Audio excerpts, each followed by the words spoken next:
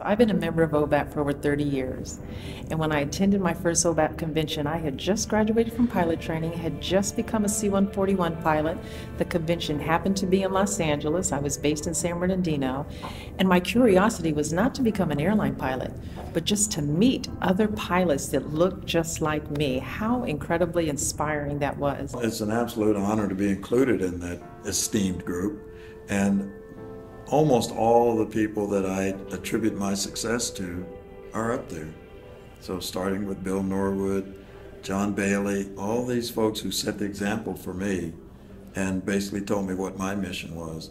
But to see those folks actively doing what I'm also participating in and leading the way was just inspirational.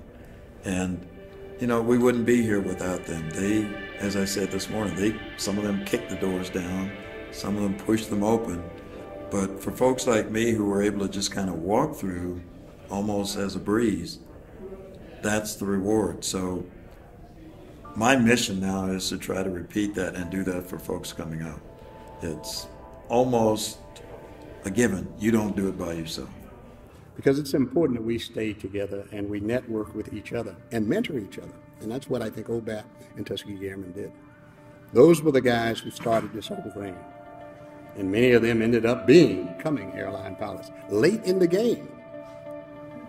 But they carved a place for guys like Russ Davis. When I applied to the airlines, they said, come out and talk to us. Flying, and particularly aviation, but if we talk aerospace, any of those areas, it's about educating the kids, letting them know that these jobs and these opportunities are available for them.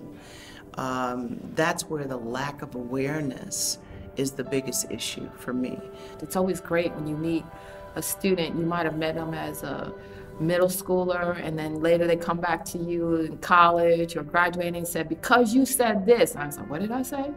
You know, you worry, like, oh, I got to be careful what I say, but these kids are inspired, and that I've changed a life, and that's all that matters. If I've changed one person's life in my entire life, then it's worth me being here, right, on this earth. Of course, I know I've had a bigger impact, but I always say that when I leave an auditorium or if I leave a classroom, if I've opened up the horizons to a child of what other possibilities are, I think it's important to inspire students into STEM, because this is where our country needs to be strong, and it needs to continue to lead. For women that want to enter the field in the careers of aviation, number one, perseverance is the key. And not allowing others to direct what your motivation should be. There's always going to be, unfortunately, there's going to be naysayers out there, and that's okay, because you kind of need that little bit of turbulence in your life to keep you focused and going, you know what, I'm going to stay on track with this. It takes a lot of perseverance, it takes good research, it takes being incredibly competent, and just following your goals and directions, and just knowing and believing in yourself, and you'll achieve those goals. I've been doing the OBAP ACE Academies. We've partnered with the National Black Coalition of Federal Aviation Employees. We've partnered with Millionaire Mind Kids, who started with robotics, is doing aviation, financial literacy, scholarship writing. We partnered with Shades of Blue, who's doing the exact same thing we're doing. And we're finding we can pool all of our resources and reach a lot more students. I've been involved with OBAP since 1989. And I don't want to tell my age here, but you know, it's been a long time. And I have seen the many highs and lows of the organization, but we're on a really big high right now. And I say we will continue to sustain that. I do believe that. The leadership is very important, who's in charge, where they're going, what they're doing. But the real focus has always been about youth. We have to continue our focus, and we have to understand where we're going and what we're doing.